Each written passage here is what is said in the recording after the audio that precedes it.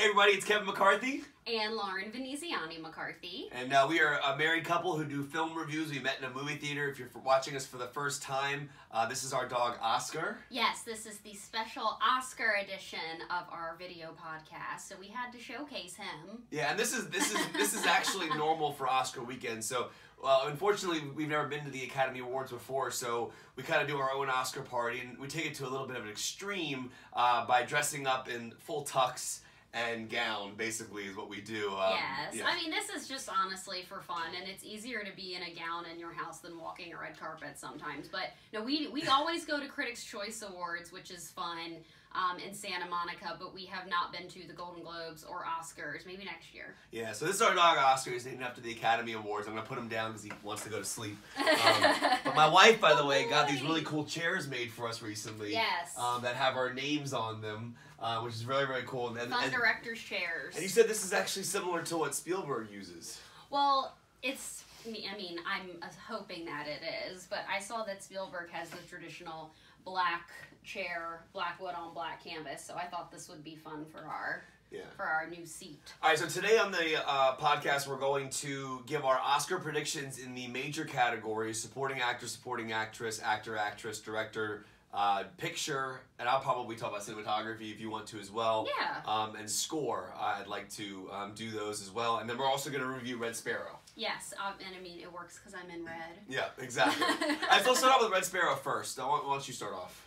So, Red Sparrow is the new film from director Francis Lawrence, who obviously worked with Jennifer Lawrence, no relation, on Catching Fire, Mockingjay Part 1 and Mockingjay Part 2. This is their fourth film together. Totally different atmosphere and vibe in film from The Hunger Games. This is a hard R-rated film about a prima ballerina who, played by Jennifer Lawrence, who after a horrible accident is kind of forced into Russian intelligence, where her uncle kind of like forces her into it. So it's just really interesting to see Jennifer in this very dark role. I don't think it's as dark as maybe how she went in Darren Aronofsky's Mother, which I was also obsessed with that movie. We saw it in Toronto. But this film, I think that it does show her unlike anything she's ever done before. We've seen every single Jennifer Lawrence movie, and I particularly thought that this performance was really riveting. Joel Edgerton also plays the American CIA agent, CIA officer in the film.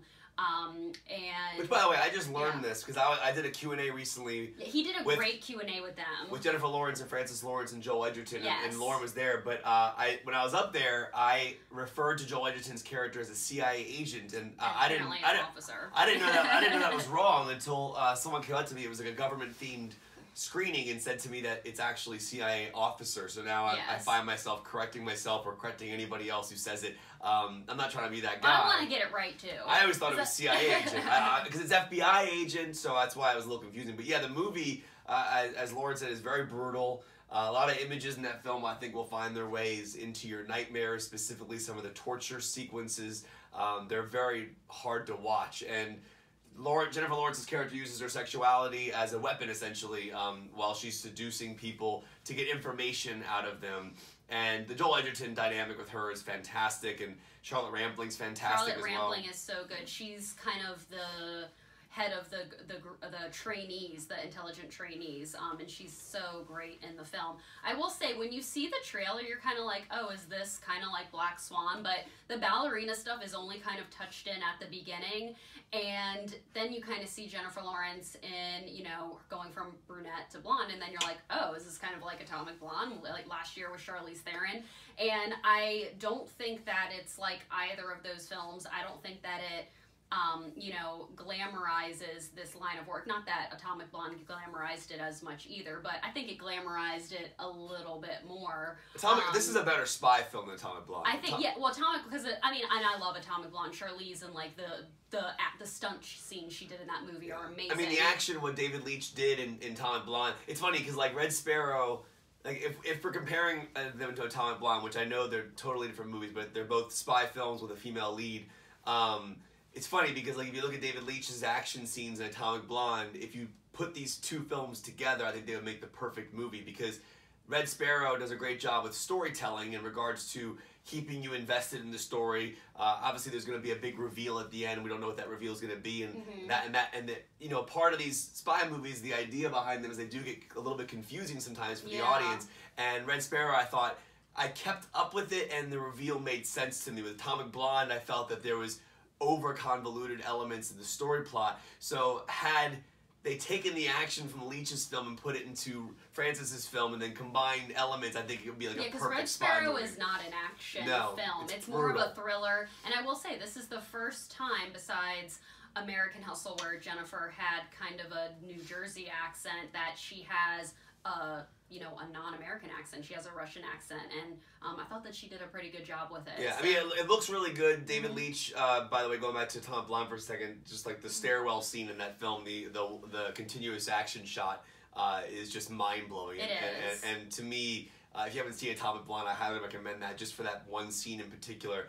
But Red Sparrow, I think, has some pacing issues at times. I find that the performances are great. I love Jennifer Lawrence in the role. The Russian accent sometimes does slip a little bit in and out, in my opinion. I mean, it's such a hard accent to do. I mean, she's even said on some. Yeah, I mean, she's even said on some talk shows, like, she's like, I know nothing about you know, about being a ballerina. I've never even been to Russia, so like, how could I even do this role? But I mean, she's so good in it, and. I mean, we love Francis Lawrence as a director as well. So, I mean, I'm giving it a 4 out of 5 stars. I really liked it. I mean, I think the cast in particular is what I loved about it. Yeah, I give it a 4 out of 5 as well. I think Francis did a great job with the direction. It is a hard accent to do, so I think she did overall a great job with it. There are some very brutal scenes, clearly, in the film, but yeah, we gave it a 4 out of 5. So why don't we move on to our Oscar predictions? Yes. And obviously, if you're just tuning in for the first time, we have 2 other videos we've already posted. One of them is our Black Panther review, and the other one is Annihilation and Game Night. And then we're going to see Death Wish this weekend, so we'll have that review on our next video podcast, along with A Wrinkle in Time, which is next week. But yeah, let's go with the Oscars. Well, Jimmy Kimmel's back hosting. Yeah, super excited about that. I think I still feel like he's probably, like, with all the craziness that happened last year with Best Picture, saying La La Land won and having Moonlight won, I think everyone's going to be on high alert this year, and I'm sure there's going to be some jokes about that. They announced today that Faye Dunaway and Warren Beatty are coming back, right? Okay, so are they going to do Best Picture?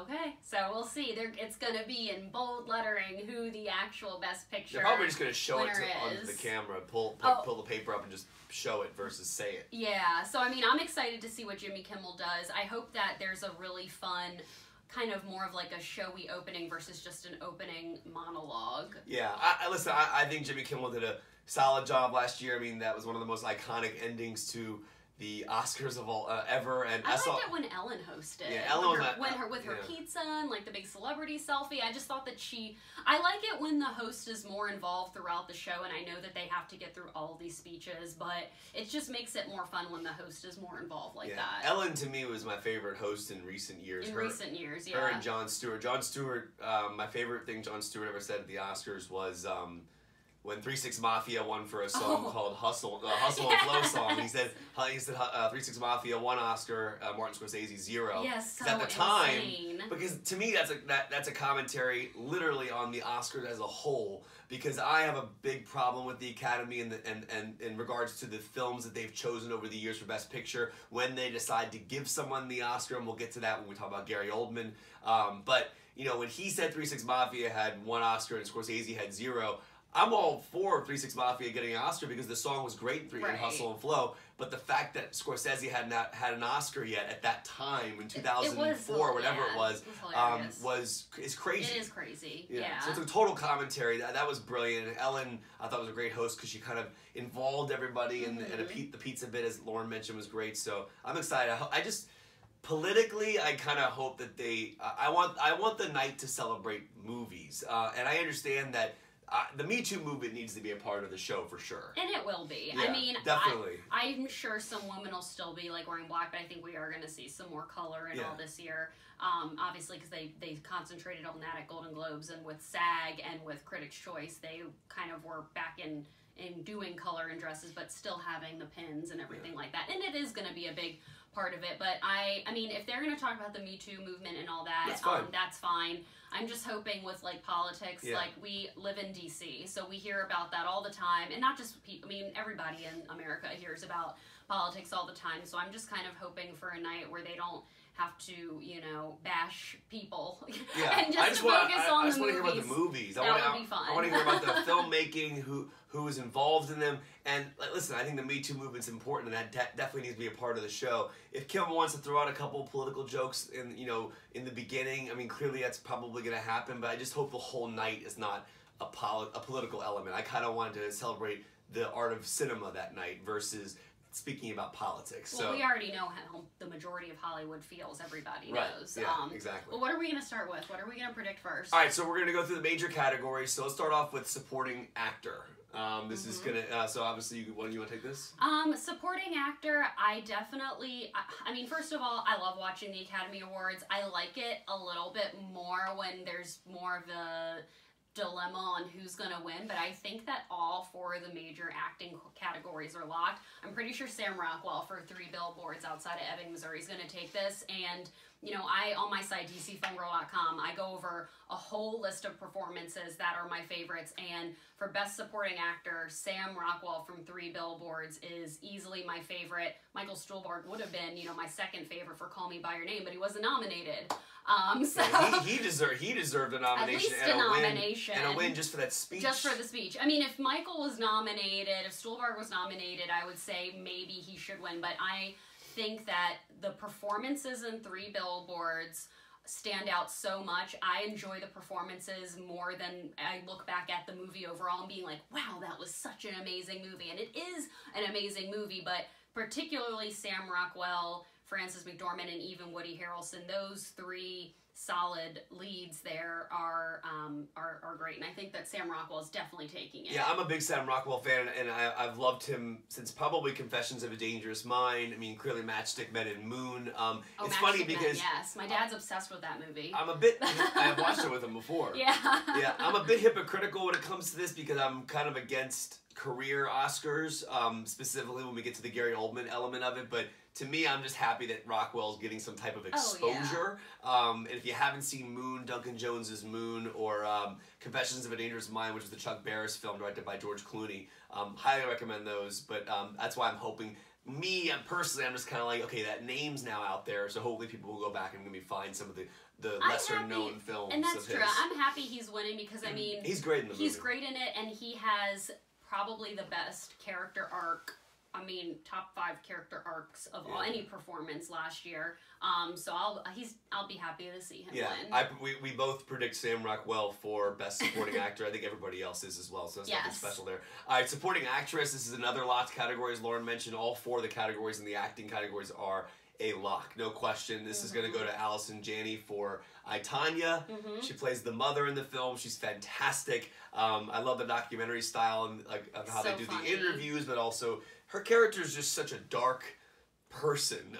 In regards, and when you see the real mother at the very end, when they show all the real interviews that they did with everybody involved in that story, she really just she's that whole person. And it's really interesting because I don't think that Tonya Harding and her mother have a relationship right now, but I think that she really stands out in that film. I mean, if I had my way, I know we'll get to Best Actress in a second, Margot Robbie would easily take it for Best Actress for Tonya Harding because I think she's so amazing. Sebastian Stan also was in my top 5 for Best Supporting Actors. My personal top 5. When I saw Tonya for the first time, I thought Sebastian Stan was definitely going to get nominated. I mean, I think he's an incredible actor. We obviously probably most know him as Bucky Barnes from the Captain America films, but he's really great in this movie, I, Tonya. So I think we both will tell you it's all the performances are great. I, Tonya was my number 9 favorite film last year. Margot is.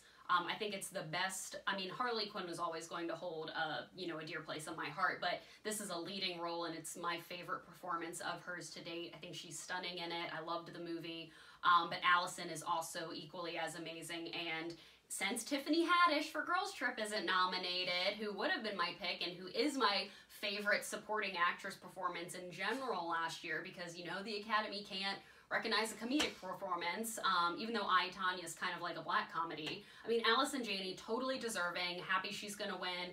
Easily my choice because Tiffany Haddish for Girls Trip was not nominated.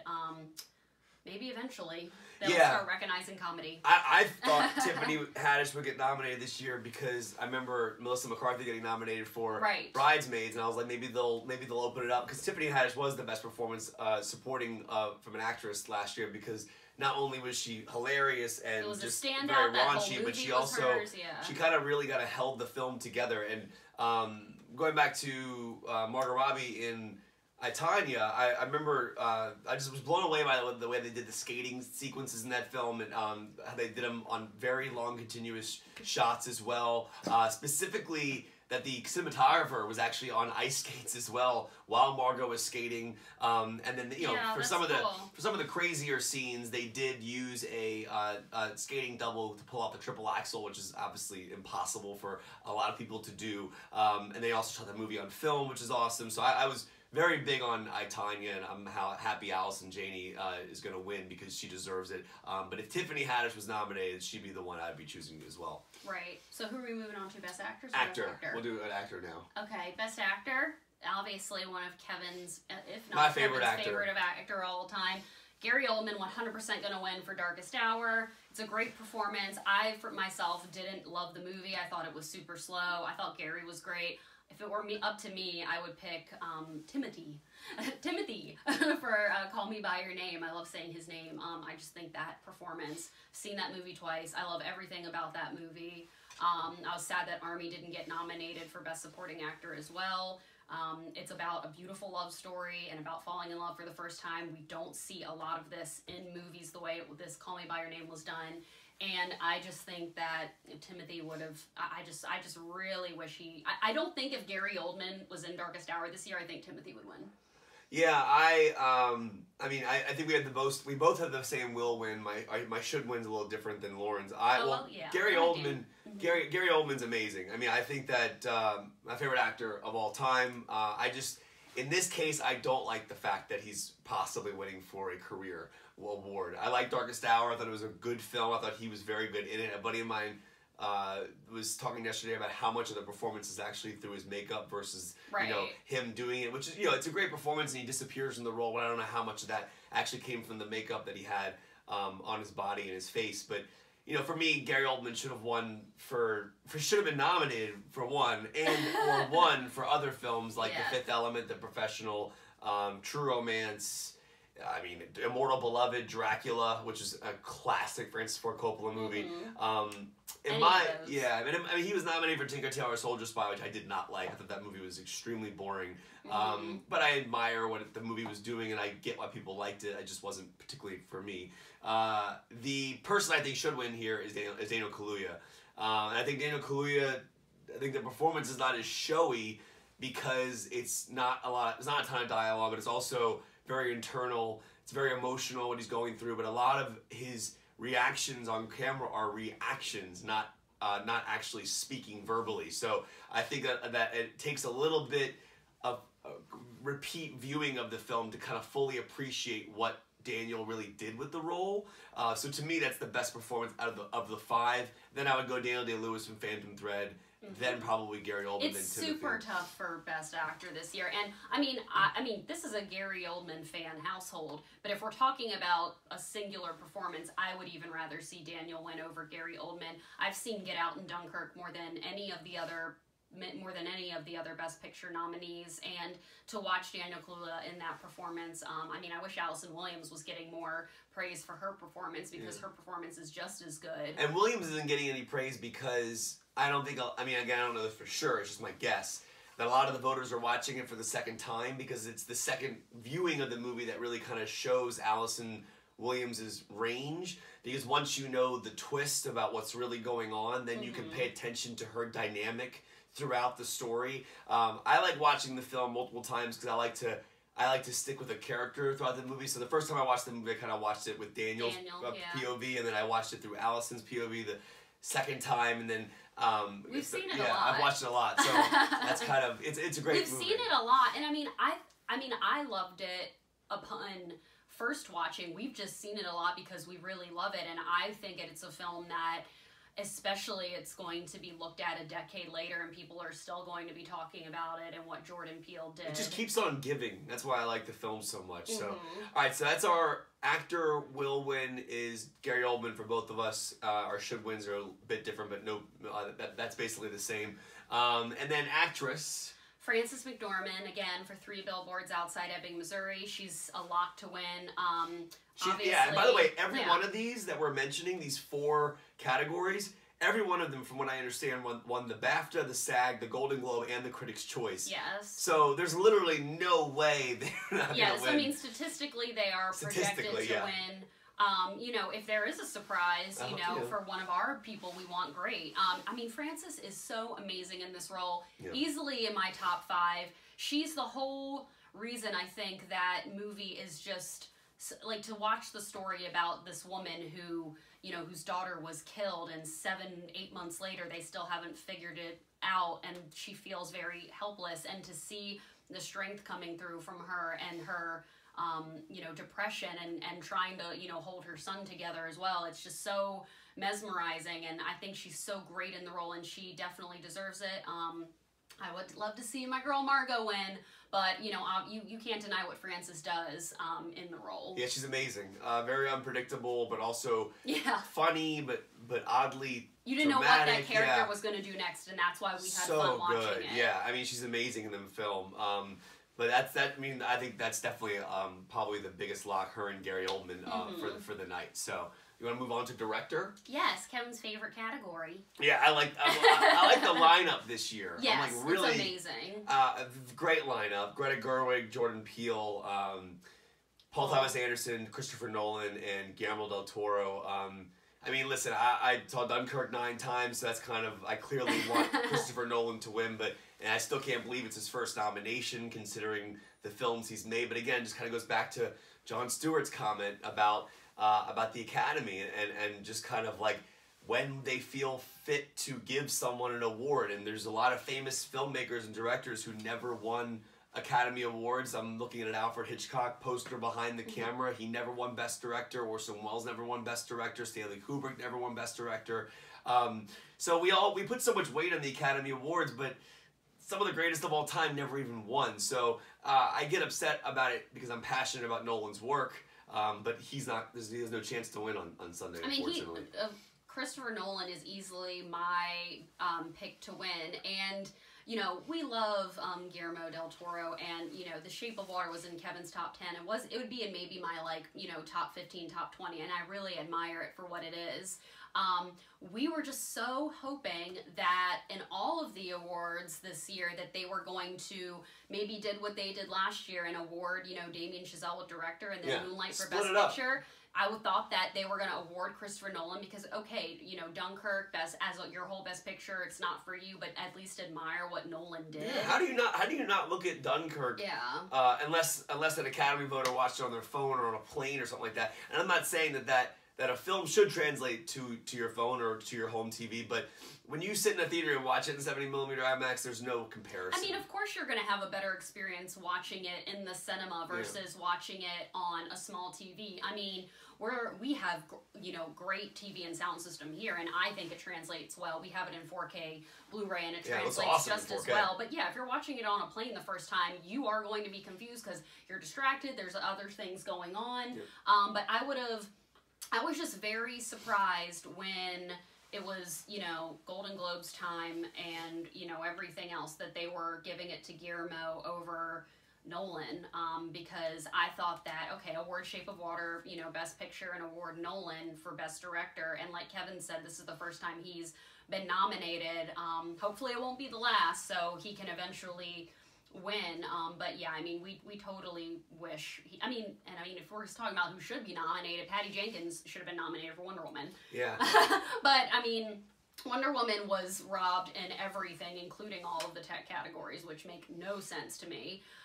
But yeah, no, I mean, so Guillermo's gonna win, and should win is Nolan. Yeah, Del Toro won the Director's Guild Award. He won that, and that's the biggest indicator that the Director Award's gonna go to Del Toro. I think the only person who might surprise in this category would be Jordan Peele. I'm not sure. We're very happy he's nominated. Yeah, I'm really happy he's nominated. Yeah. I mean, but I mean, to me, the two best directors in that category are Paul Thomas Anderson and Christopher Nolan. I mean, I'll never be able to think of Toast the same ever again in my life. After watching and it's great to Phantom Thread. And it's great to see Greta Gerwig nominated as well. Oscar, I know you're excited too about the awards. It's great to see Greta Gerwig nominated. You know, it's been a long time since a female director was nominated, so. Yeah, I mean, Lady Bird is also good. I know, buddy. I know. Yeah, we like Lady Bird a lot, and Greta Gerwig's a great director, so definitely Del Toro will win for director. Our should win is Christopher Nolan. All right, let's move on to Best Picture. Okay. Best Picture, obviously, I mean, both of our number one last year was Dunkirk. We discussed that on our first podcast. So, I mean, I think should be Dunkirk. But I think Oscar. I know you want Dunkirk to win too. Okay, you love it very much. Buddy. But he's like mad that Dunkirk's not gonna win. And he's actually barking under our Dunkirk poster. He is. He's like, standing underneath the Dunkirk poster. Oscar, come here. Come here. Come here, buddy. Okay. Okay. Anyways, yeah. So Dunkirk should be winning, but. I don't know. This category could be the one that possibly is going to surprise. I am officially predicting The Shape of Water, but I would love to see an upset and have Dunkirk or Get Out win. It could be 3 Billboards, but I'm just thinking Shape of Water. Yeah, I mean, if I were... my prediction on record was Get Out, and I have my reasons for that. He wants to give Get Out the good juju. Well, I also have a lot of different... I have. It'd be fun if it won. But I actually have reasons for choosing Get Out, but I mean... Well, people were saying that, like, we saw, like, some tweets and stuff, like, a while ago saying that, like, people were literally considering that it could win. Yeah, so right now, statistically speaking, if you're looking at the exact... reasoning for what's going to win Best Picture. So 3 Billboards technically is the front runner. I mean, there's no question that on paper that's the front runner because it won the BAFTA, it won the SAG, it won the Golden Globe. Shape of Water has 2 awards, which would be the PGA and the DGA. I'm talking about in like the major categories of indicators for Best Picture. But and it also won Critics' Choice. Right, but technically speaking, with BAFTA, SAG, and Golden Globe, you would want to put your money, I guess, somewhere on 3 Billboards. Shape of Water is the other threat, clearly, because it's the most nominated film, 13 nominations. If I didn't choose Get Out, I'd probably be more going towards Shape of Water only because of the number of nominations it has. The technical categories is nominated in, the fact that it won the PGA, which is a big indicator as well. I'm going with Get Out because I think the votes are going to split between the two. I think there's going to be... Between 3 Billboards and Shape of Water? Yeah. I think the votes are going to... Yeah. I think the votes are going to split between the 2 movies, and then I think Get Out is having... It had a moment last February. It had another moment this February. And here's why. Because Black Panther was in theaters, and I bring that up only because Daniel Kaluuya was in Black Panther, and he was in Get Out, clearly. But the reason I mentioned that is because during the voting period, the final voting period of the Oscars, which was February 20th to the 27th, that's right in the middle of the height of Black Panther. That's true. So I feel like a lot of people were getting a lot of visuals of Daniel Kaluuya. I think then subconsciously they're gonna vote. But I think he was everywhere. He was in the marketing for the film. He was in the film. He was he accepted an award at BAFTA where he gave a speech. Also, Get Out. On top of all that, Black Panther is a great movement for representation in cinema, and also same with Get Out. And Get Out dealt with specific, very important themes. So I feel like a lot of that was on voters' minds at the time, considering that 7-day period was right at the height of when Black Panther was in theaters. Also, I think the votes are going to split. Also, it's the better film of the 3. And that, it is for sure. And that doesn't really make a difference with the Academy because they'll they gave Shakespeare in Love Best Picture with Saving Private Ryan, which yeah, but it's not Saving Private Ryan. But to me, that is that to me was one based on a campaign, not based on the quality of the film. We all know Saving Private Ryan. I mean, Weinstein really campaigns for his movies, so that's what happened. We have no idea what he was doing on those campaigns. But I mean, I just feel like I always found it amazing that particular movie beat Saving Private Ryan, and I remember always thinking to myself, man, that guy runs a really tight campaign. Yeah. Like he knows how to campaign a film. Not uplifting him or whatever. We all know he's a terrible human being, but I just found it to be interesting. So so I think watch it be 3 billboards, which is fine. I just don't think that 3 billboards as an overall film, people are going to look back and be like, wow, that was like groundbreaking. Well, the performances are amazing, but an overall film, I would just prefer Shape of Water to win over 3 billboards, just because it's visually moving cinema forward, and the performances and how unique it is. But nothing that's won Best Picture over the past 10 years I can think of has been a film that truly deserved it. Last year I thought La La Land was a better film than Moonlight, even though that I loved Moonlight. I thought La La Land was just a better made film in regards to the production value, the shooting of it, the cinematography, the music, everything about the performances. But at least for that film, we did love Moonlight, but at least for that year, we can say that, okay, Emma Stone won, Damien Chazelle won, the City of Stars won, La La Land took home so many things. I would have obviously voted for it for Best Picture. It was my favorite movie of last year. But The Artist, King's Speech, all these movies that Best Picture, and then no one's ever talking about them anymore. King's Speech won the year, Social Network, and Inception was nominated, and like I can't fathom going back and like really wanting to put on King's Speech, but I rewatched Inception and Social Network so many times. A lot. Artist was just a gimmick in my opinion.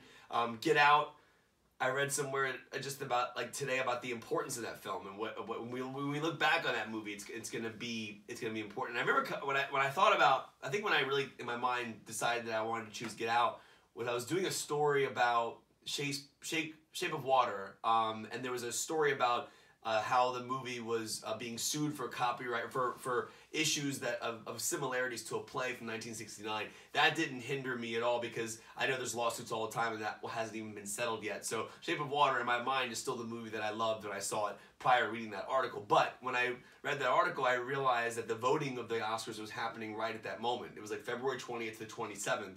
And I was thinking to myself, wow, I was like, in this 7-day period, what's happening right now in the world? And I remember looking Black Panther's in theaters. Daniel Kaluuya's in that movie. He's also in Get Out, and then it's a whole thing. That's interesting. So, I didn't even think about that. Yeah, so we'll see what happens. Yeah. I mean, here's the thing: Get Out literally has no chance statistically to win, considering it hasn't won any major awards leading up to it. It won the DC Film Critics Best Picture. But yeah, I mean, theoretically speaking, if you were looking at statistics mathematically, 3 Billboards is the one that you would want to choose. But Shape of Water is also like, right there with it, and then everything else is kind of down there. The only one that's kind of near it is Get Out. Yeah, so that obviously it's the last award of the night. That one could be a surprise. That one's that's a little bit up in the air. Knowing the Academy, it's probably going to go the safe route with 3 Billboards, which is a film that no one's going to think about in 5 years, unfortunately. Yeah. It's not a movie it hasn't even caused a shift or a cultural element like a Best Picture should, in my opinion. So yeah, so that's it. That's it. Yeah, but I mean, we're excited to watch. I'll be having my champagne with our dog Oscar. Yep, and then real quick, cinematography. I think Deakins might finally win this year, even though Blade Runner. I think Hoyt van Hoytema deserves it, but he's the director of cinematographer for Dunkirk, and then score. I'm a little worried they're going to give it to Alexander Desplat for Shape of Water, even though I think Zimmer deserves it for.